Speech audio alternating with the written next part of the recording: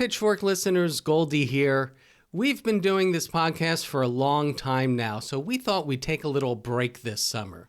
But we don't want you to miss us too much, so we thought we'd revisit some of the most central episodes from early in our history with a Back to Basics summer series. And as you're trying to maximize your own summer vacation plans, you might want to ask yourself, does the market really pay you what you're worth? The way to make workers worth more is to give them greater skills, get more higher education degrees. That whole sort of genre of argument is premised on a certain assumption about how the labor market works, that workers are paid what they're worth, and that assumption is false. I'm an electrician by trade. I make $18 an hour, about the exact same as my uncle who did this back in the 80s. If it's not marginal product that determines how much you make, what is it? It's power.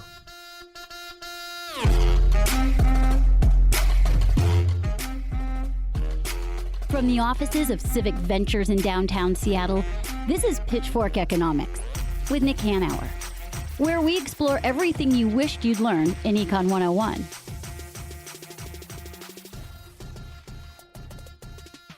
I'm Nick Hanauer, founder of Civic Ventures. I'm David Goldstein, Senior Fellow at Civic Ventures.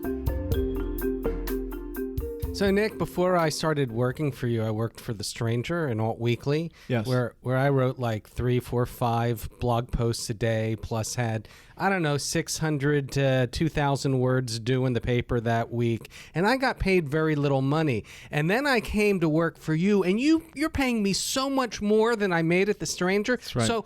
So as I understand Econ 101, I'm a lot more productive now with you, right? Yeah. My marginal product is so much higher to justify this higher wage. Yeah.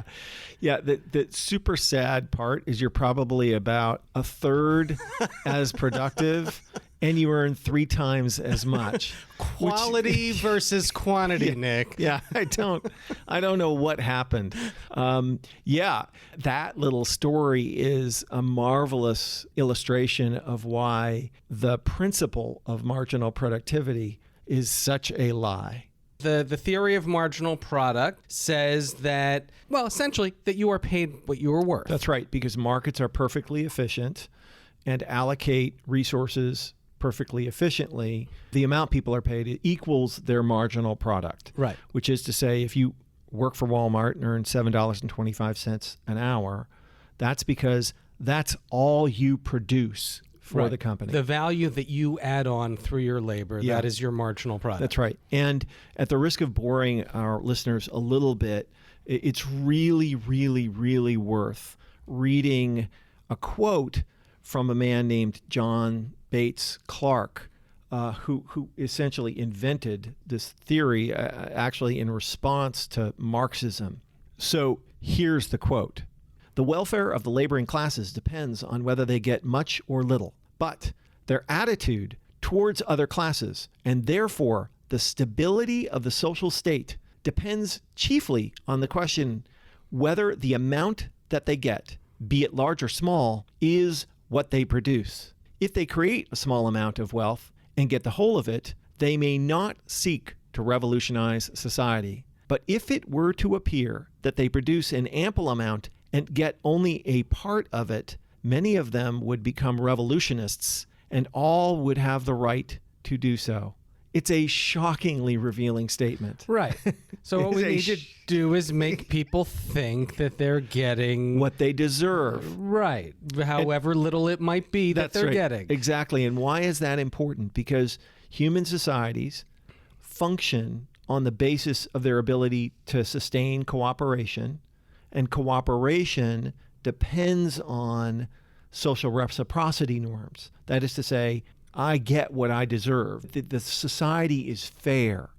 And this principle of marginal productivity is so crucial to neoliberal economics because it teaches people that no matter how much they earn, it is what they deserve. And no matter how much Jeff Bezos or I or whoever it is earns, right, that also is deserved. That reward is commensurate with our skills, ability, and work.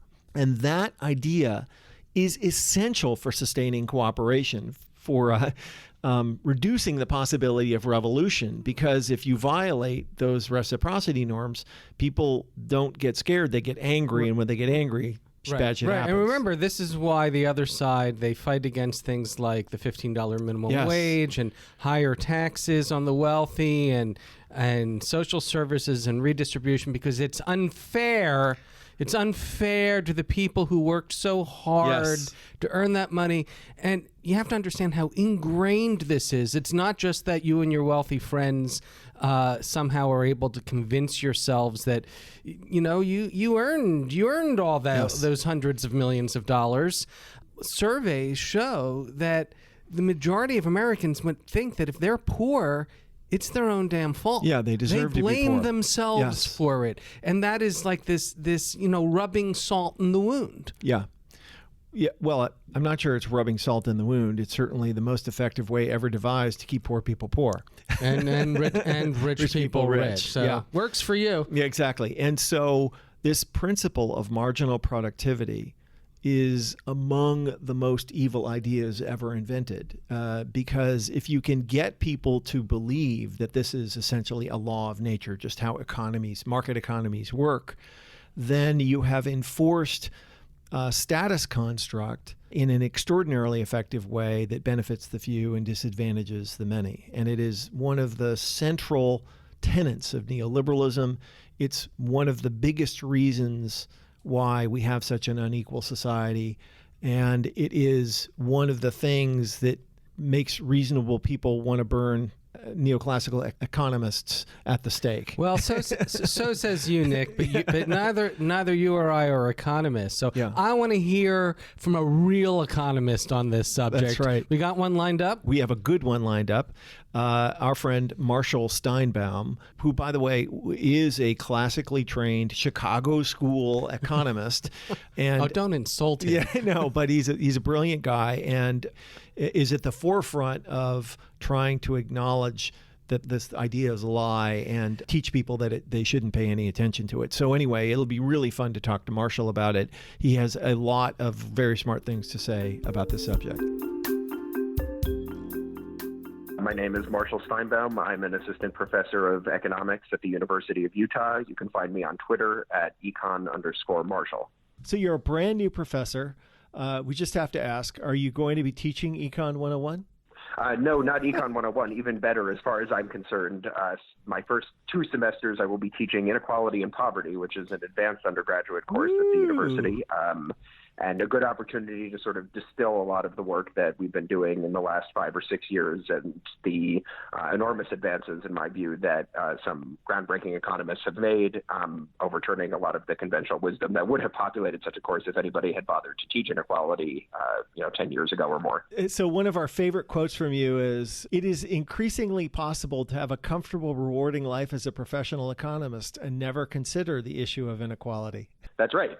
There's plenty of people doing excellent work on the cutting edge in that domain, but there's also many, many people having comfortable careers, not just ignoring it altogether, but actively downplaying it. Yeah, I love it. I love it. Marshall, what we really wanted to zero in on in this conversation was an economic principle that we consider to be one of the most evil instantiations of neoliberalism, which is the idea of the marginal productivity of labor. The proposition that if you earn $7.25 an hour, it's because that's all you're worth. That's all that you produce. And so you have written extensively about this and how this relates to power. And so we just wanted to unpack that idea with you and give our listeners sort of a tour of this idea. So the marginal product of labor is an abstract economic concept that refers, I guess, in colloquial terms to the idea that in a given unit of time, a worker working for that time will produce some amount of stuff that has a certain value on the market, and what they get paid for working for that period of time is equivalent in value to the stuff that they produce. That is a kind of equilibrium condition of competitive models of the labor market. And what that means is essentially that you can structure your model of the economy such that that must be true, or else the economy is not in equilibrium, in which case it's moving toward that outcome. So it's sort of this self-fulfilling prophecy, if you will. And the mechanism by which the economy moves towards that outcome, if it's not the case that individual workers are paid what they're worth, is that if you're getting paid less than you're worth, then of course you will go out and get another job offer from someone who's willing to pay you what you're worth, because you're earning a profit for your boss if you're getting paid less than what you're worth. And so somebody else who's willing to shave that profit a little bit, undercut your current boss by offering you a little slightly better wage, will make you that offer. You'll go work for them, and that process will repeat until the point where there's essentially no more profits to be earned for your boss. That idea that workers are paid what they're worth, and essentially economists can just assume that's the case and go on from there without examining that as a motivating assumption, was prevalent in labor economics for many, many years, starting about in the mid-1950s until, say, generously speaking, the mid-1990s. In reality, a lot more recently. Yeah. That was just a given assumption in pretty much any economic model of the labor market, and motivated tons of policy prescriptions. For example, the idea that increasing the minimum wage reduces employment is premised on the fact that people, in a world with no minimum wage, workers will be paid what they're worth. And so for any worker who would be earning the minimum wage, that's a higher wage than what they would be earning without the minimum wage, would then be getting paid more than they're worth. What that means is that bosses would be running a loss for employing those people, and therefore they would lay them off. So that's the motivating architecture behind the whole idea that the quote unquote the minimum wage kills jobs. Right. Right. It's not true, and that's just one policy application. There's all men. I mean, I write a lot about higher education and student debt, where this idea that, okay, well, if we want to increase what people are paid, then, the way to do that is to make workers worth more. The way to make workers worth more is to give them greater skills. The way to get greater skills is to get more higher education degrees, take on student debt. That whole sort of genre of argument is premised on a certain assumption about how the labor market works, namely that workers are paid what they're worth, and that assumption is false. Yeah. And it's not just false, it's been so corrosive to the culture and the economy, right? Because if you can get people to believe that this is objectively true, right, that this is essentially an immutable law of nature, you have persuaded them largely to be, you've turned them into domesticated animals, basically. Right. Why would anybody ask for a raise? If Econ 101 teaches that you're already paid what you're worth. If you were worth more, your boss would automatically give you more money, right? Right, Nick? Exactly. You're going to automatically give me more money? Exactly. So unpack for us how we know it's just not true. Oh, my God. Where to begin?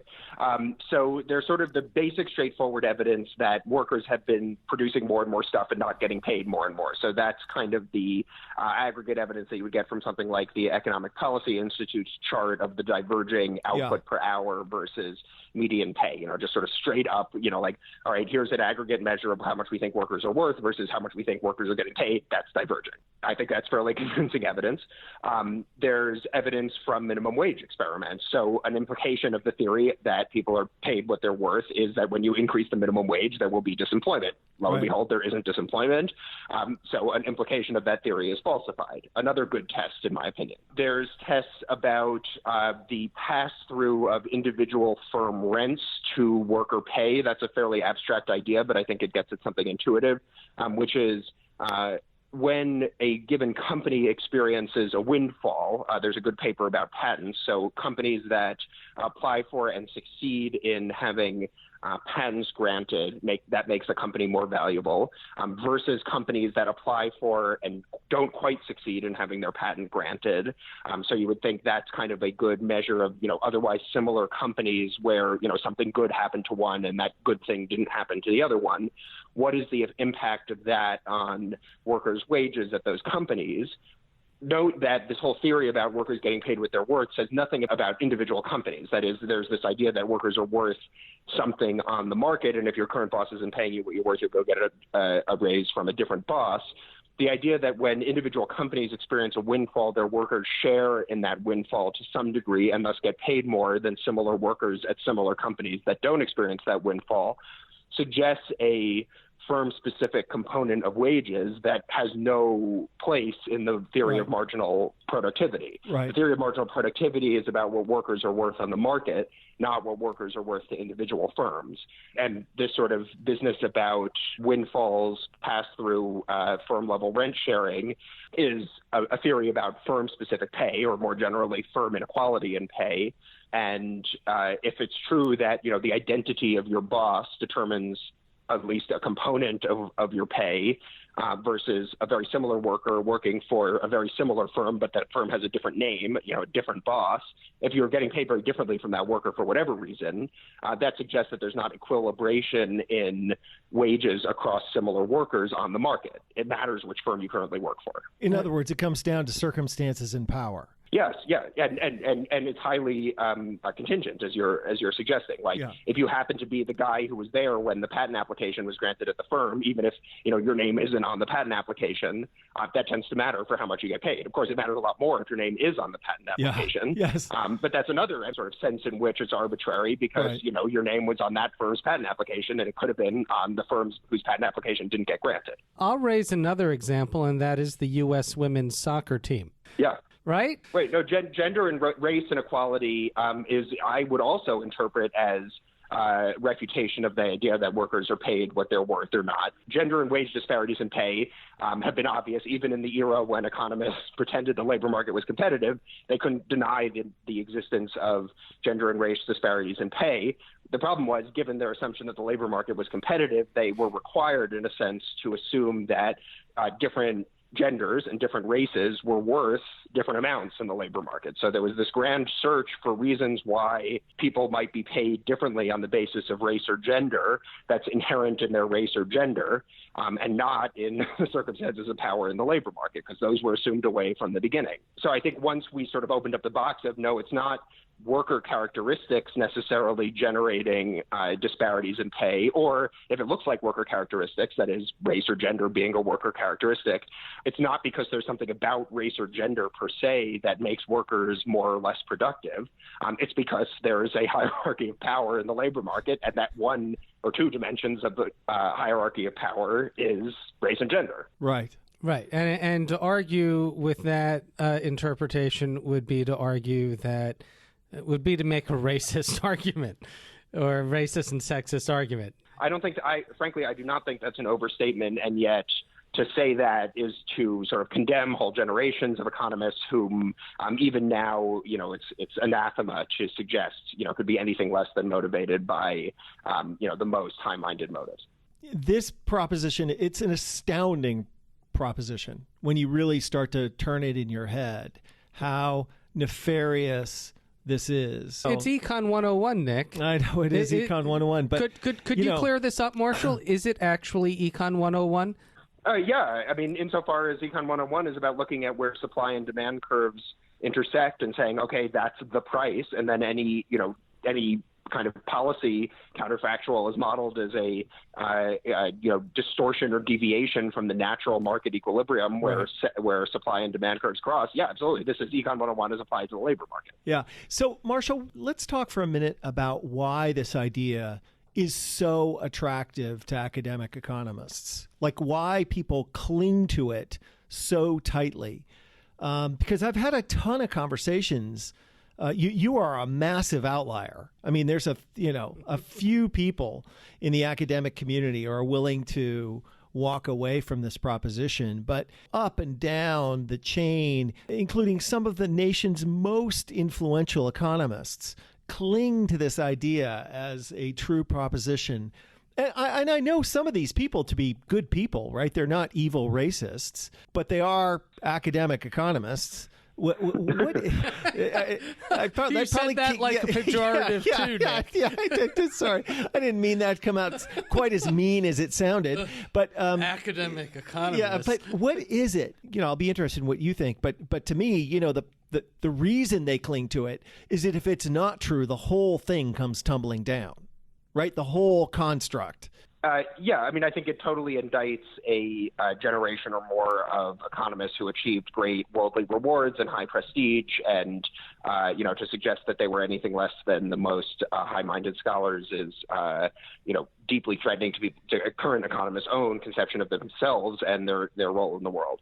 Far be it from me to psychologize all of this, but I will proceed to do just that. I understand in the realm of psychology, there's something called the just world fallacy, which is to say that the things that exist in the world are interpreted as being the outcome of a morally justified process. And I think that the marginal product theory of how wages are set in labor markets has that just world fallacy associated with it. Yes. The distribution of earnings in the labor market is the morally justified result of, just desserts, people getting what they're worth. If poor people are paid too little and are living lives in poverty, and we're sort of concerned about that as morally upstanding citizens, and our Brotherhood of Man suggests that we should be concerned about this deprivation on the part of fellow human beings. This is sort of saying, well, okay, maybe that's fine in moral terms, but in economic terms, this is justified. This is people receiving what it is that they are naturally entitled to in the world. If we want to do something about that, then we have to kind of sacrifice the naturalness of the allocation of resources and of outcomes. And so there's been a consistent tendency in the intellectual history of the discipline to draw the boundaries of the discipline in such a way that it excludes challenges to the incumbent distribution of wealth and power. It's so convenient also that this is very easy to model, whereas it's kind of difficult to model a system that involves prestige, status, and power. Oh, yes. So that was if you sort of go back into the history of economics, when there was a strong tendency in the field to, I would say, take a more realistic view of how labor markets work. Exactly. It sort of ran up against those problems that, okay, it's not that there's one rule about how labor markets work, that is, everyone gets paid what they're worth. In fact, you need sort of a different model for every labor market. The real research agenda is to study the contingent realities of individual labor markets and, in fact, of individual workers or firms. And there's no sort of one generalizable rule there. That came to be seen kind of conveniently as unscientific. That is, if you're going to go sort of wander off into the jungle of that kind of research agenda, you're never going to return from that jungle. And so you're never going to have anything to say that has a more generalizable implication than whatever it is you're studying about your particular labor market. And that's not scientific. So the boundaries of what's considered scientific within economics were conveniently adjusted to rule out that research agenda, in that, if you sort of start from retrograde assumptions about how labor markets work and then sort of say, okay, well, maybe we should sort of tweak this assumption a little bit to get to a more realistic prediction. But ultimately the model has that assumption baked into it. So tweaking it a little bit, it has a very low range of potential application. And so, you're kind of starting from this defensive position and then saying, okay, well, maybe if we sort of like creep above the trenches and, we can like move the line forward, a tiny bit, or I'd say even more relevantly, like prevent us from further retreat, Yes. It's a very defensive kind of intellectually hidebound approach. And it's understandable coming from, people who have, fought their whole lives against an aggressive neoliberalization of economics and a highly effective orthodoxy that had gained lots and lots of intellectual ground over decades. You don't want to expose yourself all at once. And so, you get people who say, okay, well, I understand that all of this is nonsense, but, I have to argue within this kind of framework, or else I'll just be kind of thrown out the door without a second thought. I think now what we're getting is a younger generation of economists who's like, you know what, this is all nonsense. At this point, we have copious empirical evidence that the orthodoxy of generations is wrong. Why should we kind of start from assuming that it's right and then tweaking the model to make it, okay, maybe it's slightly less right in the model when it's just nonsense and should be thrown in the garbage.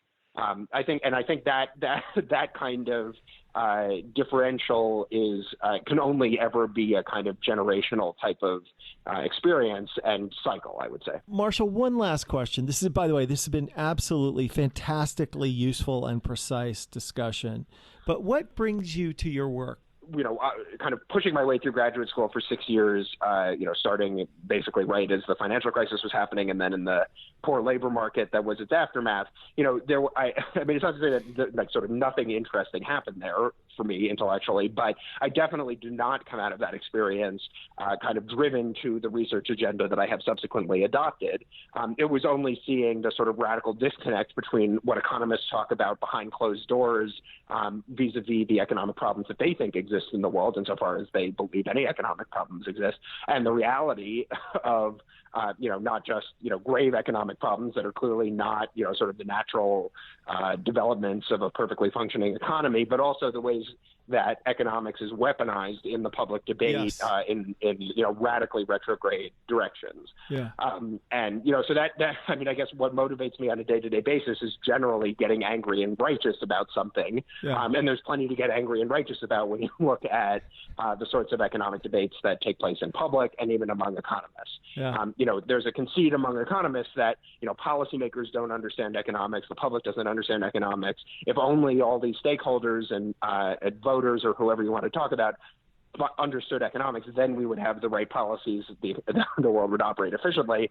And, that is just such a radical misinterpretation of, the way policy actually gets made, the way public debate happens, and what economics is. I mean, it's economists who don't understand economics in that Yes. schema. Yeah. As an economist, that's not a state of affairs that I can tolerate. Well, Marshall, it's always a privilege to be in on a conversation between a self-loathing economist and a self-loathing plutocrat. Yes. Sure. I love it. Well, Marshall, thank you so much for your time. This has been awesome and fascinating. We are going to follow your work very, very closely, and certainly we'll talk to you again soon, I hope. Great. Yeah, no, this has been a lot of fun. I always get worked up when we chat, and this was no exception. I'm glad we got to record it this time. Yeah, okay. All right, buddy. We'll talk soon. Take care. Good talking to you. Okay. All right. Yep. Bye. So listening to Marshall, Nick, from a theoretical point of view, it sounds like marginal product is, I don't know, what's the technical term? Bullshit. Bullshit. Yeah. Yes. Yeah. Corrosive bullshit. Yeah. Evil corrosive bullshit. Right. Of course, the theoretical part aside, what really matters is how it plays out in the real world. Yeah. And so I had the privilege of talking with Saru Jayaraman, who has long been one of the most prominent voices defending the rights of restaurant, hospitality, and other tipped workers. My name is Saru Jayaraman. I am the director of the Food Labor Research Center at the University of California, Berkeley, and the co-founder and president of the Restaurant Opportunity Centers United. I'm also the author of several books on the restaurant industry, including Behind the Kitchen Door and Forked, a new standard for American dining. I was looking forward to talking with you. I actually saw you speak once in Seattle when we were debating the $15 minimum wage here. And that was a long time ago. That was was a long time ago. We've been talking about the concept of marginal product, which when it comes to labor pretty much says that the market's going to pay you what you're worth. If you earn $7.25 an hour, you're worth $7.25 an hour. If you make $1 million a year, you're doing $1 million a year worth of work. Your experience in the restaurant industry, does the market pay people what they're worth? Absolutely not. If you look at the restaurant profession, especially in other countries, you'll see that restaurant and hospitality employees are considered professionals. You go to school for many years to be a hospitality professional. So there's nothing inherent in restaurant work that makes it low wage and certainly not low skill for anybody who's ever done it. It requires critical thinking. It requires figuring out how to anticipate customer needs. It requires pleasing customers and managing finance. There's quite a bit of professional skill that's required in working in a restaurant. The reason that the wage is so low in the United States has nothing to do with the skill level of these occupations. It is historical and it is political. And so the real kind of background as to why this industry is such a low-wage industry lies in a lot of the research we've done. So the research shows that right now the restaurant industry is one of the largest and fastest growing sectors of the U.S. economy. It's over 13 million workers. 1 in 11 American workers currently works in restaurants. So we're actually getting very close to 1 in 10 American workers working in restaurants. 1 in 2 Americans has worked in the restaurant industry at some point in their lifetime.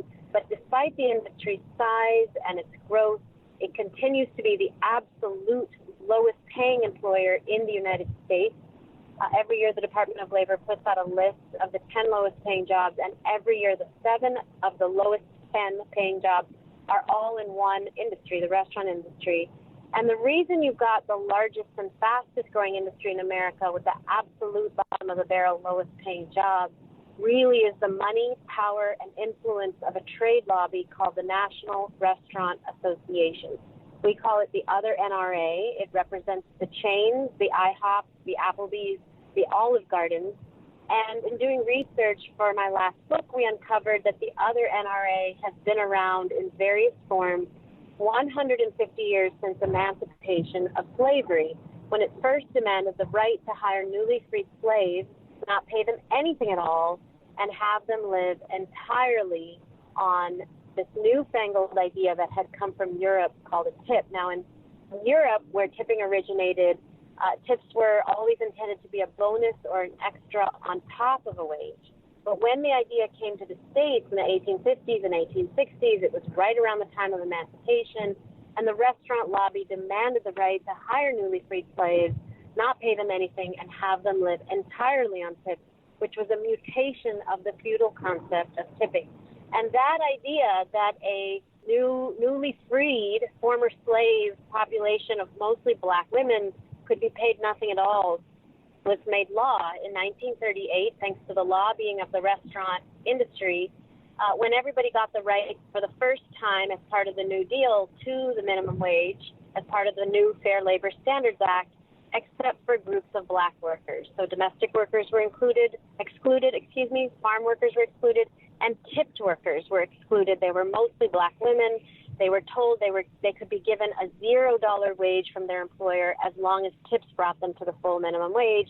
We went from $0 in 1938 to the whopping $2.13 an hour at the federal level in 2019. And 43 states in the United States continue with this legacy of slavery with a subminimum wage for tipped workers.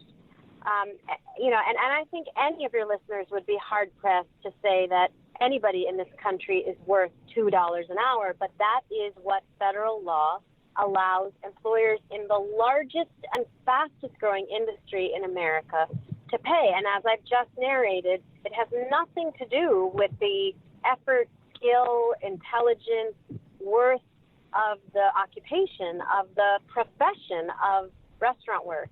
It has everything to do with the history in this country of slavery, which frankly valued workers for many generations at $0 an hour. And if federal law allowed restaurants and hospitality industries to pay $0 and have their workers rely entirely on tips, would they move to that model? They already do. In New Jersey and many southern states that do not have state law, they only have federal law, we find that restaurants that fall out of the purview of federal law because they're too small do pay nothing at all to their workers and have them live entirely on tips. And frankly, even in states like New York, which has a sub-minimum wage, but it's still a wage, we have heard from many restaurant workers who've come to us saying our employer doesn't pay us at all. They expect us to live entirely on tips. So that already happens, and it's getting worse. Our newest research shows that the existence of the sub-minimum wage and the notion of tips as replacement for wages is spreading across the economy, and in particular, tech companies are picking it up. So DoorDash, Instacart, right. Uber Eats, even, of course, Uber and Lyft are now using the notion of tips as wage replacement to have their delivery workers paid nothing at all or to have tips discount workers' wages. And because they're independent contractors, they do actually claim we actually don't have to pay our workers at all. They can live entirely on tips. So this notion of tips as wage replacement is pernicious, and it already has led to many employers trying to get away with paying nothing at all to their employees. In a wage-based economy, there is this huge power imbalance between workers and their employers. But when you're living entirely or mostly on tips, it also creates this power imbalance between the worker and the customer.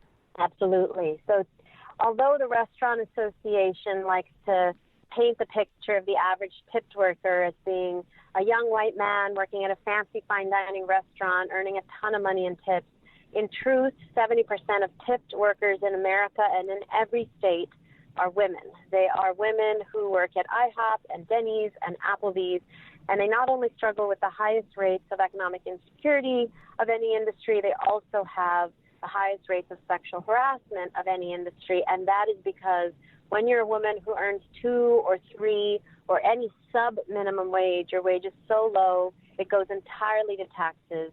You live completely off of your tips, and you must tolerate whatever a customer does to you, however they touch you or treat you or talk to you, because the customer is always right. The customer pays your bills, not your employer.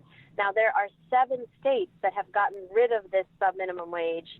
California, Oregon, Washington, Nevada, Minnesota, Montana, and Alaska all require the restaurant industry to pay the full minimum wage like every other industry.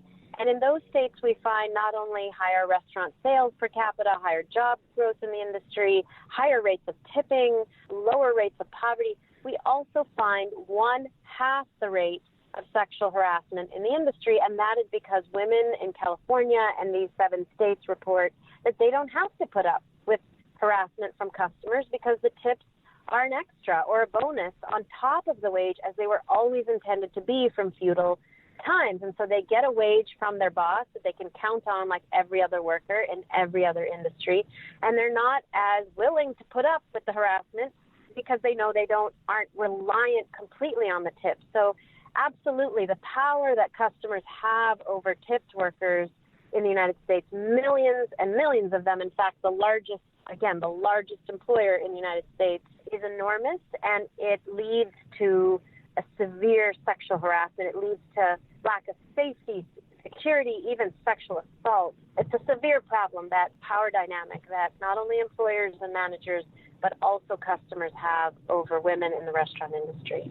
You know, it's clear from recent experience and data that raising the minimum wage has had no negative impact on restaurant employment or on the restaurant industry itself. There was a study done a couple years at Cornell at their School of Hotel Management suggesting that the restaurant industry should actually lobby for a higher minimum wage, that it increased productivity, reduced turnover, increased profits. And yet the other NRA continues to fight against these efforts. Is it economics? Are they just wrong? Or is there something deeper going on with their hostility towards workers?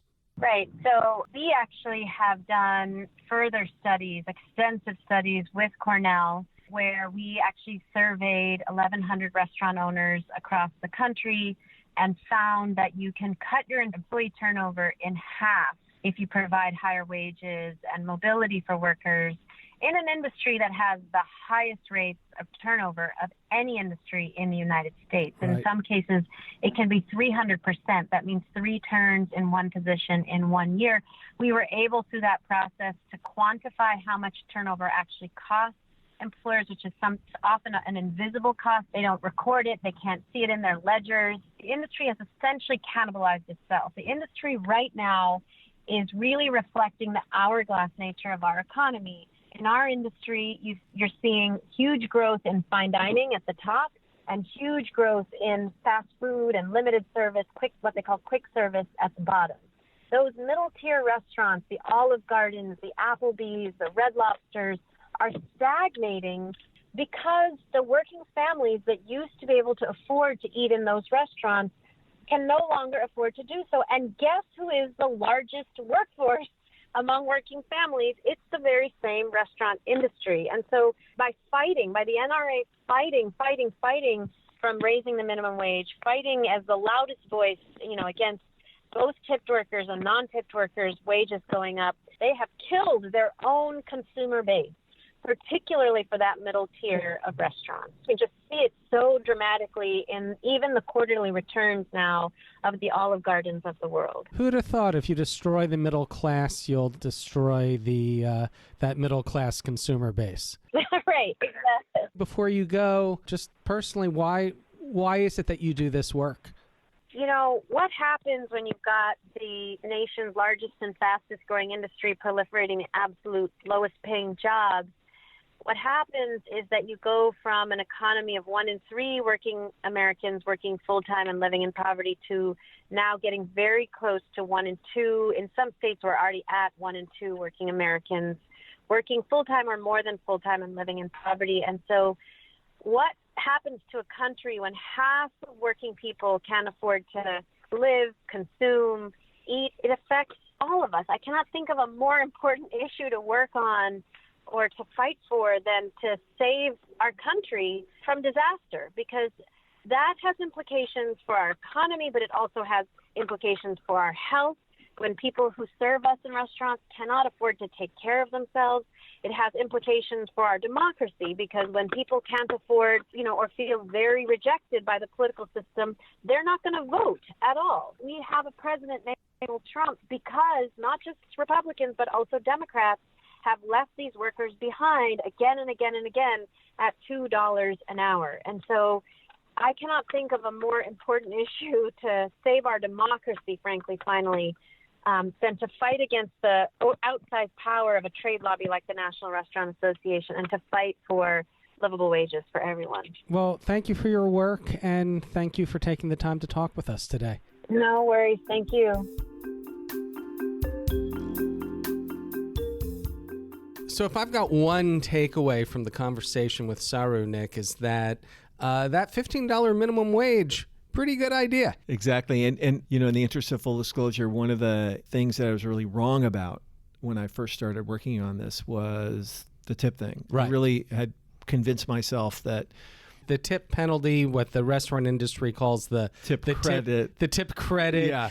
Was that $2.13 minimum wage, where between that and the $7.25, the restaurant gets to keep your tips. Yeah, that's right. That it was necessary and defensible and so on and so forth. And Saru was one of the people who strongly disagreed with me, and over time I came around to her point of view that indeed it's just a stupid way to subsidize restaurants, and it makes perfect sense to eliminate it.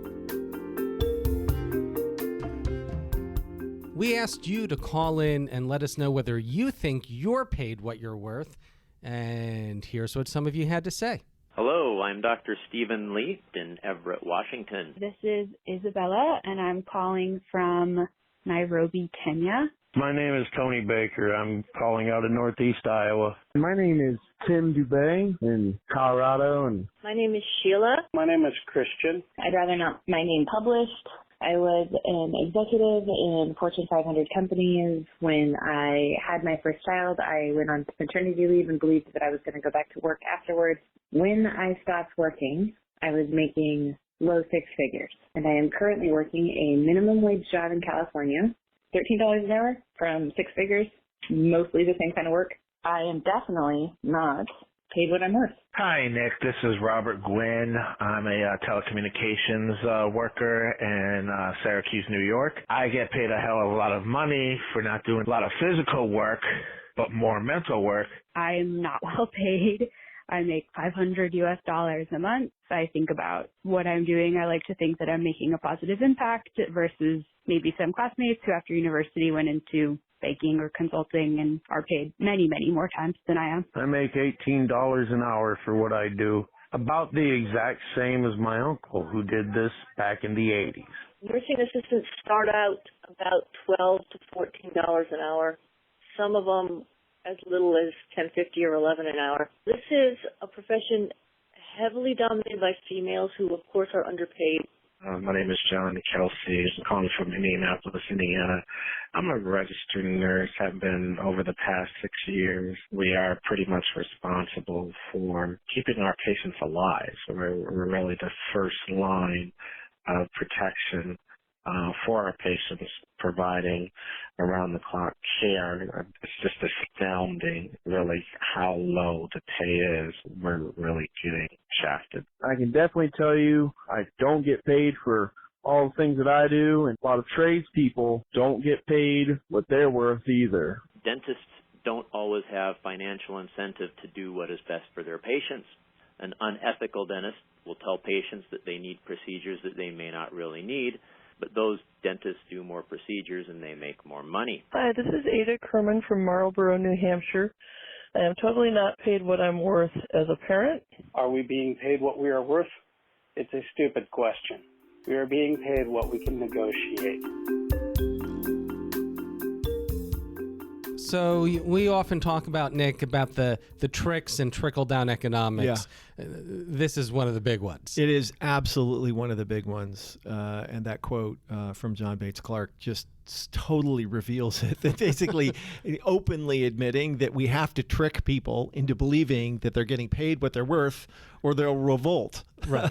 When as you often say, employers don't pay you what you're worth, they pay you what you can negotiate. Exactly. And the theory of marginal productivity connects deeply to a bunch of other things that we've talked about on the pod. Educationism, right? Which is this idea that we have inequality and people are poor because they're not well enough educated. Right. Therefore, they are paid what they're worth. Right. If they're just better educated, they'd be earning more money. Yeah. It connects to monopoly and monopsony in the sense that pay no attention to these giant companies. People are paid what they're worth. If there's only one buyer or only one seller and the price is high or low the way they want it, it must, it's still, right. It's the market. It's exactly, right. It's very efficient. Right. And, whether we're talking about the minimum wage or overtime or whatever it is, the principle of marginal productivity rears its ugly head. And so, for listeners of the pod, there isn't a trick in trickle-down economics that's more worth understanding than this principle. Right. It sounds like Econ 101 rather than being an economics textbook. It's more like a handy guide to exploiting workers. Yes, exactly. If it's not marginal product that determines how much you make, what is it? It's power. Right? Power is the ability to negotiate a fair split of the value created by the enterprise. And so while it is not true that workers should be paid infinite amounts of money, right. It certainly is true that they deserve a fair split of the value created by that enterprise. And it is also true that we need to have labor standards that ensure that across the economy, businesses pay workers a fair split of that enterprise. And by the way, when you impose these labor standards, while it certainly puts pressure on the most exploitive business models, in general, it's good for everybody because as people earn more money, even if product prices increase, more people can afford more products. And that's how you generate growth in a market economy. Right, and the empirical evidence for that is that those first 30 years following World War II, they call it the Treaty of Detroit. Yes. Where when organized labor was at its strongest, as productivity increased, the average worker's wage increased with it. Yeah, almost lockstep. So as America got wealthier, the middle class got wealthier too. And then starting sometime in the mid-70s, there was this total and complete disconnect. And then since then, productivity has continued to rise and median wages have stayed relatively flat. That's right. And the rates of economic growth at that time have never, in our country, really been higher, certainly in the last 100 years. I mean, in practical terms, there is something that people need to take away, which is that power in economic relationships is everything, and that in the absence of it, you are almost certainly getting screwed. And so, Americans were taught for 30 or 40 years, among other things, that unions were evil. Right. Right? And that they harmed the economy and that they harmed workers and that they harmed and that they harmed businesses. That's right, and that they harmed economic efficiency. And make no mistake, there's a lot of really stupid things that American unions did that they should be embarrassed by. But in the absence of collective action, in the absence of working people working together to negotiate a fair split of the value, they will never get, frankly, what they deserve. And so, I think that there needs to be certainly a new awakening around worker power and, just folks outside of the most sought after professions, investment banking or, right. High level computer programming or being a fancy corporate lawyer. Everybody else deserves to earn a decent living too. And the only way to do that is through increasing worker power through collective action. Right. Because if we're not increasing worker power through collective action or higher labor standards, then the only alternative is to increase worker power through pitchforks. Exactly. Which is less fun. For you. Yeah.